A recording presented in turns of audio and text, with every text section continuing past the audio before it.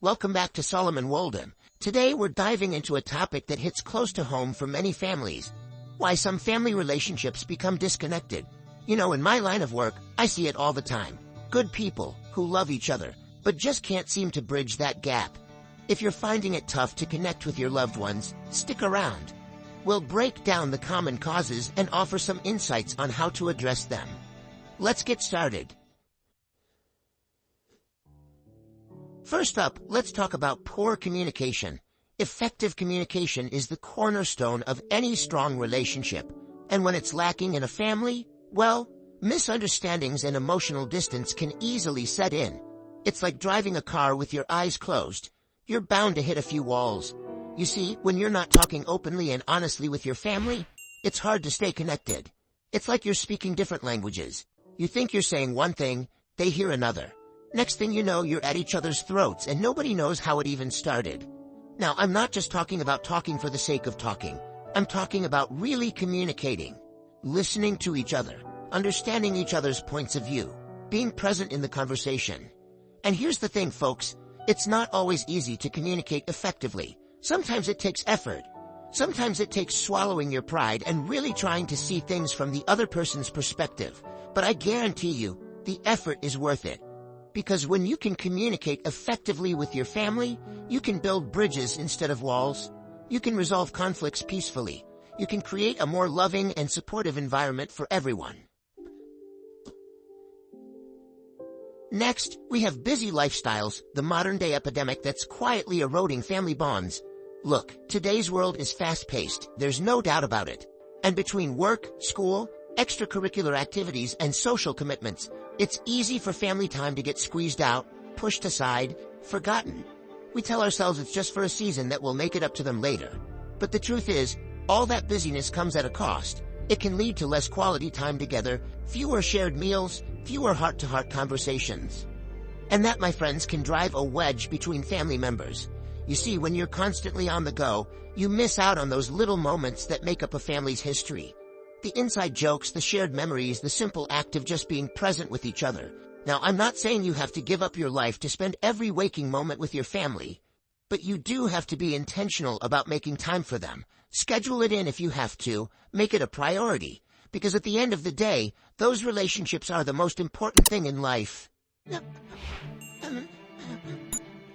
Let me tell you something, folks. Unresolved conflicts are like termites in the foundation of a house. They eat away at the structure, weakening it over time until one day the whole thing collapses. And the same thing can happen in families. When disagreements aren't addressed or resolved, they don't just magically disappear. Oh no, they linger, they fester, they create resentment and bitterness that can poison the entire family dynamic. You see, it's crucial to tackle issues head-on, to have those tough conversations, to work towards resolution. Sweeping things under the rug might seem easier in the short term, but I promise you, it will come back to bite you in the long run. Now, I understand that conflict can be uncomfortable. Nobody likes to rock the boat. But sometimes, a little rocking is exactly what a family needs to clear the air and move forward. The key is to approach conflict with empathy and understanding. Listen to each other's perspectives. Try to see things from their point of view. Remember, the goal is not to win the argument, but to find a solution that works for everyone. Moving on, let's talk about something that's often overlooked: lack of emotional support. You see, a family should be a safe haven, a place where you feel loved, accepted, and understood no matter what. But when family members don't feel that support, when they feel like they're facing life's challenges alone, it can be incredibly isolating. Think of it like this. We all go through tough times in life. We lose jobs, we go through breakups, we face health scares, and during those times, we need our family more than ever. We need a shoulder to cry on, a listening ear, a word of encouragement. But when that support isn't there, it can be devastating. It can make us feel like we're burdens, like we're not good enough, like we're all alone in the world. And that, my friends, can be a recipe for disaster. So how do we fix it? It's simple, folks. Be there for each other. Show empathy. Listen without judgment. Offer words of encouragement. Let your family know that you're in their corner no matter what. Now let's talk about something that's perfectly natural, but can still cause disconnection, different priorities and interests.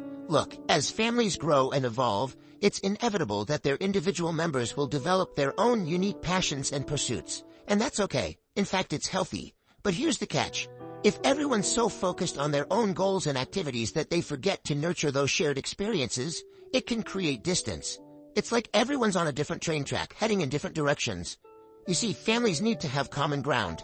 They need activities they enjoy doing together, traditions they look forward to, shared memories that bond them. Now, I'm not saying everyone in the family has to love the same things, but it's important to make an effort to share in each other's interests, even if it's just for a little while. Go to your nephew's soccer game, even if you don't understand the rules. Try your daughter's new favorite hobby, even if it seems a little out there. The point is to show that you care about what they care about. Let's be honest, folks, parenting is tough work. And when there are disagreements about parenting styles or a lack of consistency between parents, it can create a whole lot of tension and confusion in a family. You see, kids are smart. They can sniff out inconsistency a mile away. And when they sense that mom and dad aren't on the same page, it can lead to them playing one parent against the other, testing boundaries, and generally creating chaos. Now, I'm not saying that parents have to agree on everything, but it is crucial to have open and honest communication about parenting decisions.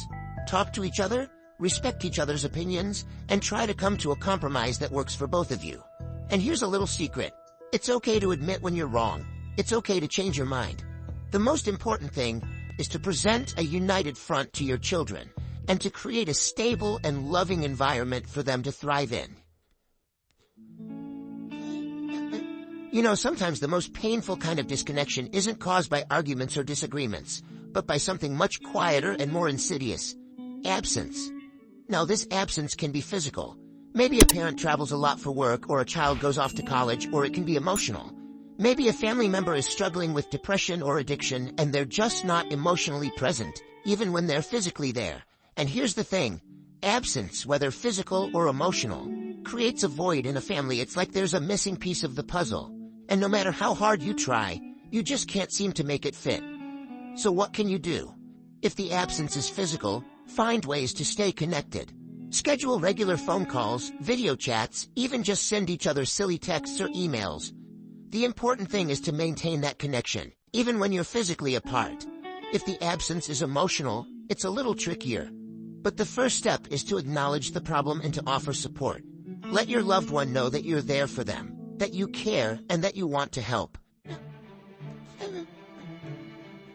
Let me tell you something, folks. Growing up in a high-conflict environment is like living in a pressure cooker. The tension is always simmering, ready to boil over at any moment. And that kind of constant stress can take a serious toll on a family. You see, when arguments are frequent, when criticism is constant, when there's always a sense of negativity and hostility in the air, it creates a toxic atmosphere. And just like you wouldn't want to live in a house with mold growing on the walls, you don't want to live in a home where conflict is the norm. Now, I'm not saying that every family has to be perfectly harmonious all the time. Disagreements are normal, even healthy. But when those disagreements escalate into shouting matches, name-calling, and personal attacks, it's time to hit the pause button. The first step is to recognize the problem. Are you constantly arguing? Is there a lot of negativity in your home? Once you've acknowledged the issue, you can start to address it. Family therapy can be incredibly helpful in these situations. It provides a safe and neutral space for families to communicate their feelings, develop healthier communication skills, and learn how to resolve conflict constructively. You know, families are built on more than just blood. They're built on shared experiences, on traditions, on those little moments of joy and laughter that weave themselves into the tapestry of our lives. And when those shared experiences are missing, it's like there's no glue to hold the family together. Think about it. What are some of your fondest childhood memories? Are they of family vacations, holiday celebrations, or even just simple Sunday dinners together? Those shared activities, no matter how big or small, create a sense of connection, of belonging, of knowing that you're part of something special. And the best part? Creating new traditions and shared experiences doesn't have to be complicated or expensive. It can be as simple as starting a weekly family game night, having a monthly movie marathon, or even just taking a walk together after dinner. The important thing is to make an effort to create those moments, to carve out time in your busy schedules for each other, and to prioritize those shared experiences that will become the glue that holds your family together for years to come. Here's a thought. Have you ever stopped to think about how you communicate? Are you direct or indirect? Do you prefer to talk things out or let things blow over?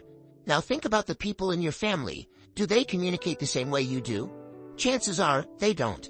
You see, we all have our own unique communication styles, and while these differences can add spice to life, they can also lead to misunderstandings, frustration, and a whole lot of head-scratching in families. It's like everyone's speaking a different language. What one person intends as a harmless joke, another might interpret as a personal attack. What one person sees as direct and honest communication, another might see as rude and insensitive. So, how do you bridge the gap? The key is to be aware of your own communication style and to be respectful of the fact that other people might communicate differently. Don't assume that everyone thinks the same way you do or interprets things the same way you do. Take the time to really listen to what the other person is saying, both verbally and non-verbally. Pay attention to their tone of voice, their body language, and their facial expressions, and if you're not sure about something, ask. Listen, life throws curveballs, it's a fact. And sometimes those curveballs come in the form of external stressors like financial issues, job loss, illness, or even just the everyday pressures of modern life. And when these stressors hit, they can put a strain on even the strongest of families. Think of it like this. A family is like a ship sailing on the ocean. When the seas are calm, it's easy to navigate. But when a storm hits, the ship is tossed and turned, and it takes a skilled captain and a resilient crew to weather the storm. The same is true for family. When external stressors hit, it's important to come together, to support each other, and to remember that you're all in this together. Now that doesn't mean you have to pretend everything is okay. It's okay to acknowledge the stress, to talk about how it's making you feel, and to ask for help when you need it. But it's also important to remember that you're not alone. Your family is your support system, your safe harbor in the storm. And by facing challenges together, you can emerge from the storm stronger than ever. We live in a world dominated by technology. Smartphones, tablets, laptops, they're everywhere we look.